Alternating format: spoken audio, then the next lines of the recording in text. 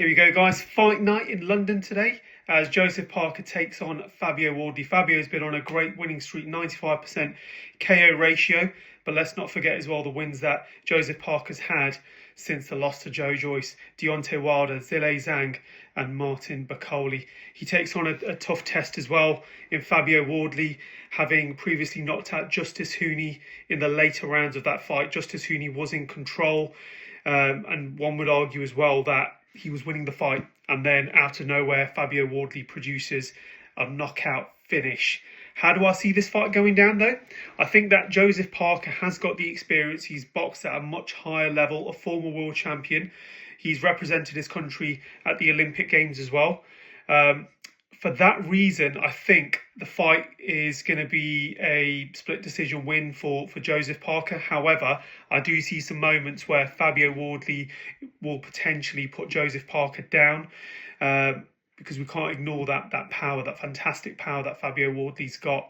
I wouldn't be surprised though, I always give two predictions, if Fabio Wardley does end up beating Joseph Parker via knockout. However, I am going to go for Joseph Parker via split decision on this occasion. I think, like I said, the experience, his trajectory at the moment as well, those three fantastic wins are all in his favour. But let's not forget as well that Fabio Wardley does have the power to end the night early. Ra, how do you see this one going down? So it's a day of the big fight, heavyweight title fight between Joe Parker and Fabio Wardley. Having attended the weigh-in yesterday, not seen anything to make me particularly change my analysis. I think the fight will follow a very similar pattern to Wardley's fight with Hooney, with him being thoroughly outboxed, possibly beaten up at times.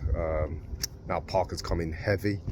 Could it be a sign he'll come for the knockout or stoppage? Possibly. And I think that just like in the Hooney fight, it will result in him getting caught maybe late when he was seemingly in full control, caught and dropped.